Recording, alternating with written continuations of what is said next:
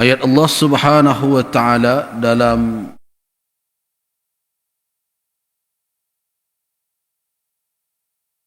ayat yang ke-108 ni.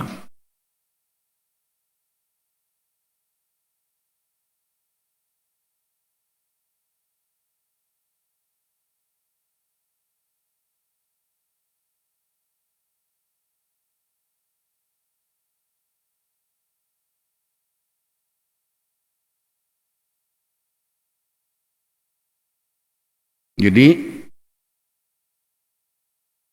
ayat 108 dalam surat Taha ini kita baca sebagai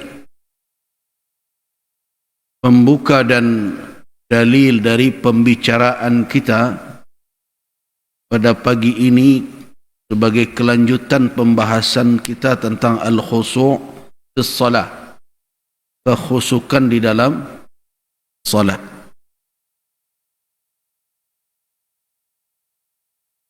Pada hari itu yauma idzi yattabi'una ad-da'i, mereka mengikuti yang berseru, yaitu malaikat Israfil.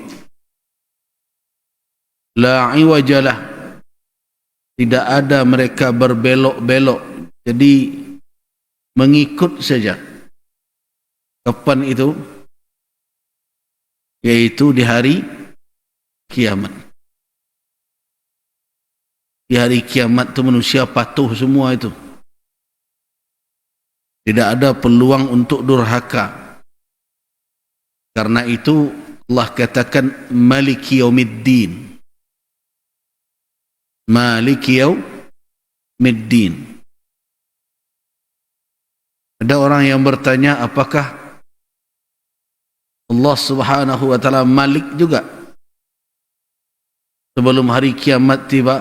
Tentu dia Malik, bahkan dia Malikul Mulk, dialah pemilik seluruh kekuasaan.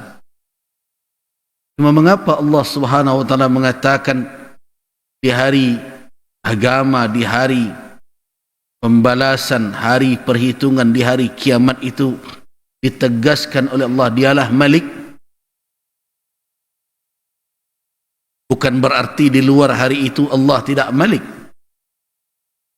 Allah Subhanahu wa taala Malik. Huwal Malikul Jabbar, huwal Malikul Qayyum, huwa Malikul Mulk. Ketika Allah sebutkan Malik Yaumiddin, maksudnya apa?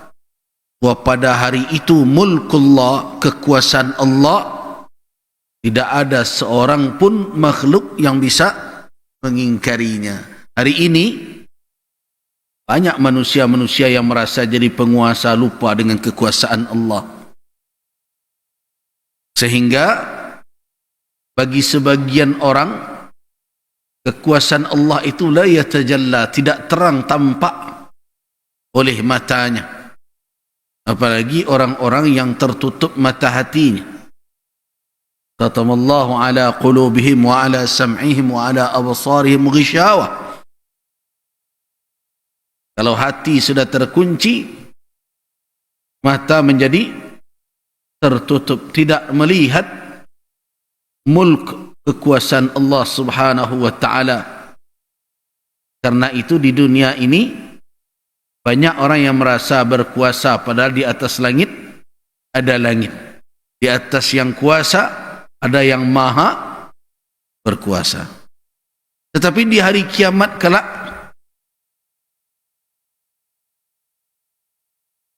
hanya ada ungkapan Ali bin Abi Talib, "Ainal mulukul lati kanat musaltanatan hatta saqaha bi ka'sil mauti taqiha." Mana itu raja-raja yang bersinggasana, yang diberikan kekuasaan hari ini? Sampai kapan kekuasaan itu ada di tangan mereka? Hatta saqaha bi ka'sil mauti saqiha, sampai ajal datang menjemput. Jadi orang-orang yang mendapatkan kekuasaan Kan sekarang banyak yang baru dapat kekuasaan ini. Jangan lupa diri. Jangan lupa diri. Sampai kapan? Pilihannya dua saja. Kalau tidak kekuasaan meninggalkan kita, pilihan itu saja. Yang akan abadi, tidak ada. Kekuasaan yang abadi itu, mulkul la yubla, itu cuma Allah Subhanahu wa ta'ala yang punya. Makhluk hanya diberikan oleh Allah dalam batasan tertentu kadarnya dan dalam waktu tertentu masanya. Nah, karena itu pilihannya, kalau tidak kekuasaan atau jabatan meninggalkan kita, pilihan yang kedua ya kita yang meninggalkannya. Nah, karena itu jangan lupa diri. Jangan terlalu begadang hati. Yang kehilangan kekuasaan, tak usah pula terpuruk bentuklah kiamat di dunia. Ya bukan kita yang punya. Ada saatnya dia tiba dan ada saatnya dia pergi. Makanya orang-orang yang beriman itu tidak terlalu berlebihan gembira ketika mendapat, dan tidak hancur luluh sedih karena kehilangan. Karakter orang yang beriman yang diingatkan oleh Allah Subhanahu wa ta'ala, mereka adalah orang-orang yang tidak lupa diri,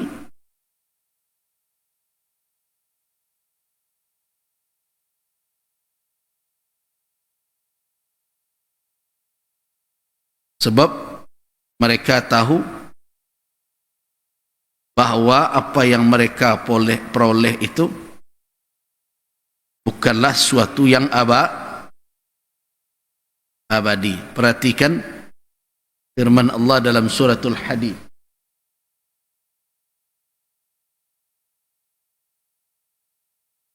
Baca ayat 22 dengan ayat 23.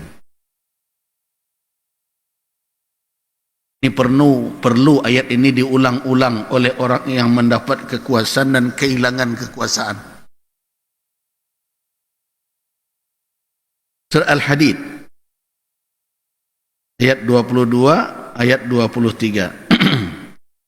Ma asaba min musibatin fil ardi wala fi anfusikum illa fi kitabin min qabli an nabra'aha. Inna dhalika 'ala Allahi yasir. Likai la ta'saw 'ala ma fatakum wa la tafrahu bima atakum wallahu la yuhibbu kulla mukhtalin fakhur. Apa saja yang menimpa berupa musibah di muka bumi ini, begitu juga pada dirimu, sudah ada maktub, sudah tertulis di Lauh Mahfuz sana sebelum dia terlaksana, terwujud di dalam alam nyata manusia. Jadi sebelum terjadi sudah ada ketentuan di dalam kita.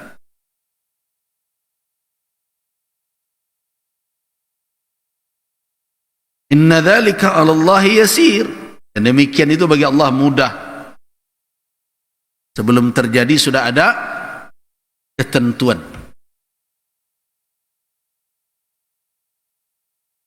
Nah, untuk apa itu diberitahukan oleh Allah Subhanahu wa ta'ala?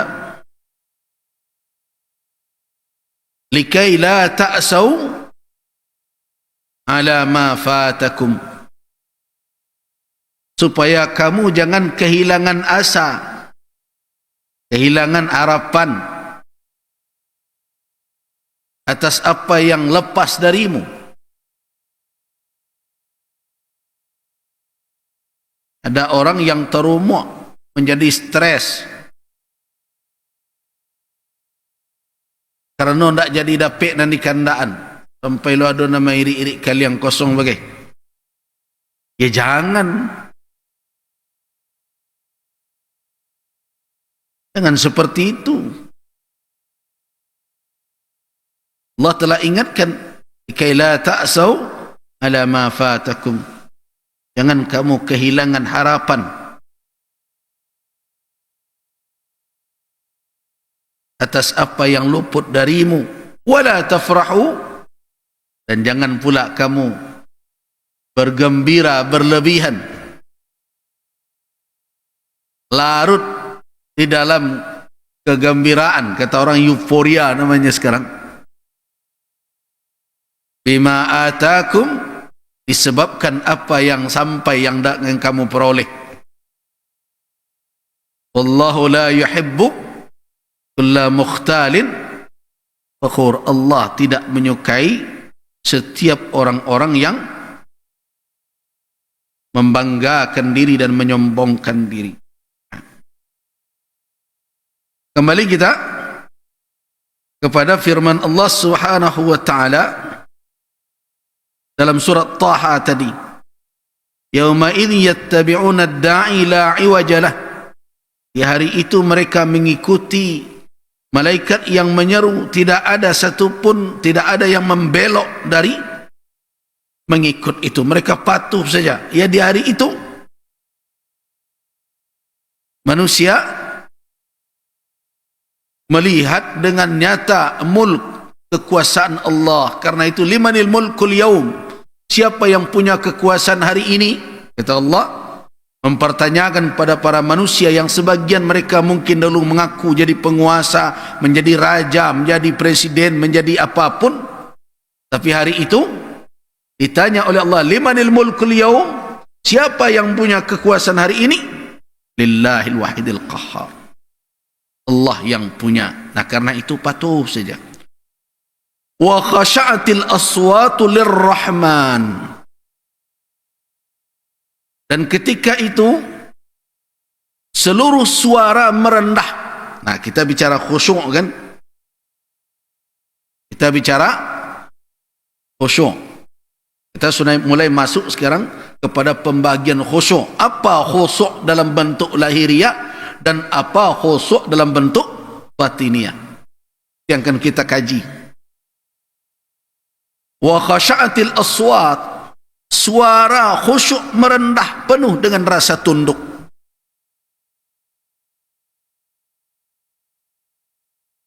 Makanya kalau berzikir, membaca Al-Quranul Karim, jangan mari-ari, penuh dengan kekhusyukan.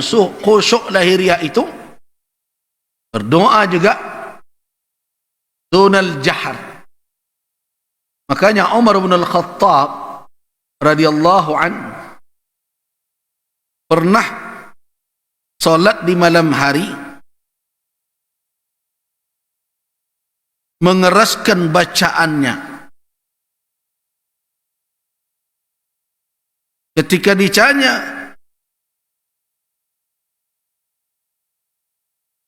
apa yang menyebabkan Umar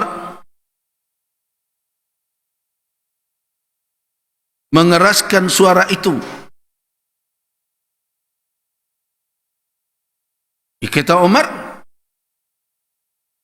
"Walau inni uqidhun na'ima," saya ingin membangunkan orang tidur,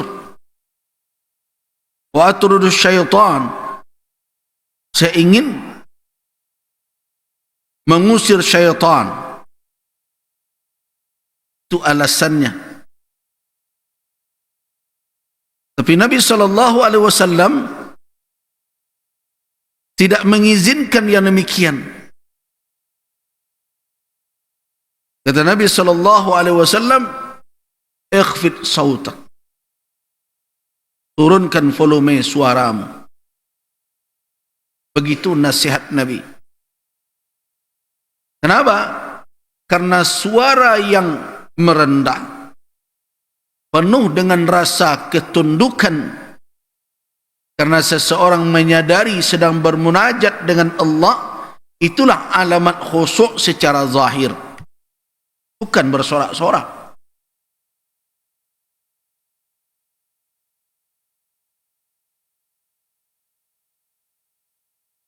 Jadi kalau ada orang yang berpandangan bahwa dengan bersorak itu dia menjadi khusyuk, itu bertolak belakang sebenarnya dengan tuntunan syariat.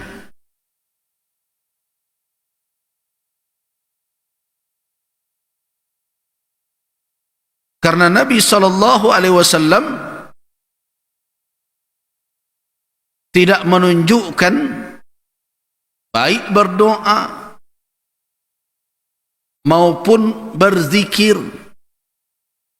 begitu juga membaca bacaan salat dengan berteriak-teriak.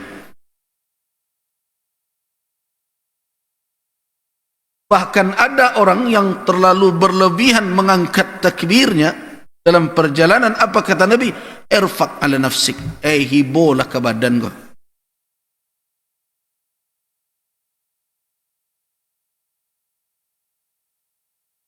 Jadi kisah Umar bin Al-Khattab tadi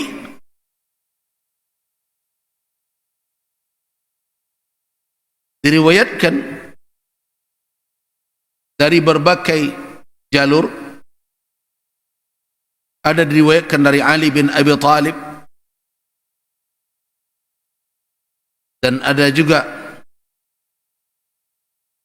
diriwayatkan dari Abu Qatadah Al-Haris ibn Rib'i, itu di dalam Sahih Al-Imam At-Tirmidzi, dan juga diriwayatkan oleh Al-Imam Ahmad ibn Hanbal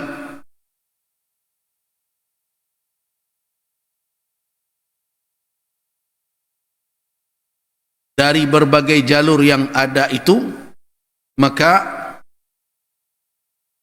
kita melihat sebagaimana juga para ahli hadis mengatakan sahih. Hadis ini sahih karena ada wujuh, ada turuk, ada jalur yang tidak hanya satu sanad saja. Ini kisah tadi di dalam hadis Al-Imam At-Tirmidzi diceritakan anna Nabi sallallahu alaihi wasallam qala li Abi Bakar, marartu bika wa anta taqra'u wa anta tukhfidu min sautik. Kata Nabi kepada Abu Bakar As-Siddiq, marartu bika, saya lewat dekat engkau wahai Abu Bakar, engkau sedang membaca, wa anta tukhfidu min sautika, engkau melunakkan bacaanmu. Faqal, apa jawaban Abu Bakar? Inni asma'tu man najaitu, aku telah memperdengarkan kepada yang aku berbisik dengannya. Siapa? Allah. Bahkan dalam riwayat lain dikatakan, inni usmi'u man unaji, ya Rasulullah, saya memperdengarkan bisikan saya kepada Allah Subhanahu wa taala, itu yang saya hadapi, berbisik kepadanya. Innahu samiul alim, dia Maha mendengar, tentunya Maha mengetahui. Tapi kata Nabi sallallahu alaihi wasallam, apa kata Nabi? Memberikan petunjuk kepada Abu Bakar As-Siddiq irfa' qalilan, angkat sedikit. Kemudian Nabi berkata kepada Umar, marartu bika wa anta taqra'u wa anta tarfa'u sautak. Aku lewat dekat engkau, engkau membaca dan engkau mengeraskan suara engkau. Apa kata Umar? Inni uqizul wasnan, saya membangunkan orang yang sedang mengantuk. Wa atrul syaitan, dan untuk mengusir syaitan supaya jangan menghampir. Jadi diariaknya je bacaan tu. Tapi apa kata Nabi SAW? Ikhfid qalilan, ikhfid qalilan, rendahkan volume suara muslim.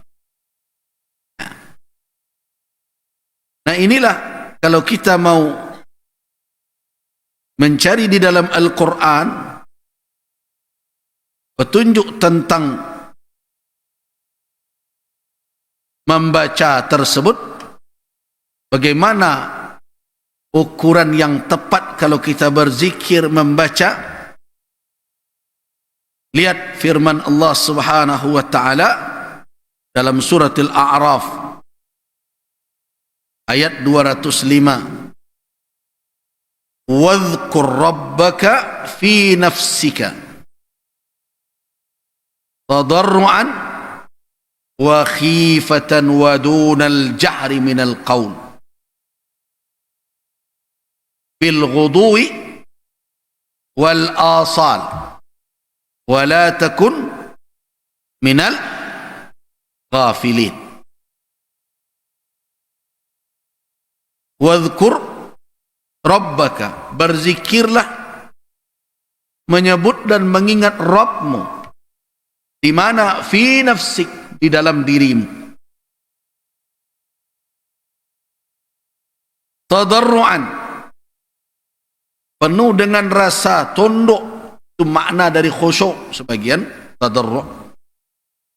Wa khifah, dalam keadaan khifatan, sembunyi, melunakkannya, dunal jahr, wa dunal jahri, dan di bawah jahar, minal qaul, jadi di bawah jahar kita bicara biasa. Jadi di sini nampak ada 3 cara berzikir. Yang pertama adalah fi nafsik, di dalam dirimu. Yang kedua khifah, tidak terdengar sama sekali, atau sir. Kemudian yang ketiga adalah dunal jahar, di bawah dari jahar ketika kita bicara. Bil ghudwi wal asal, ketika pagi dan sore hari. Wala takum minal ghafilin, jangan menjadi orang-orang yang lalai.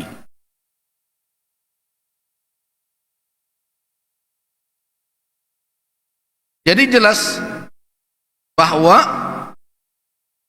berzikir, beribadah, membaca bacaan yang disyariatkan hendaklah dilakukan dengan kekhusyukan, dan kekhusyukan itu tidak hanya sebatas kekhusyukan qalbu, tetapi juga kekhusyukan lahiriah.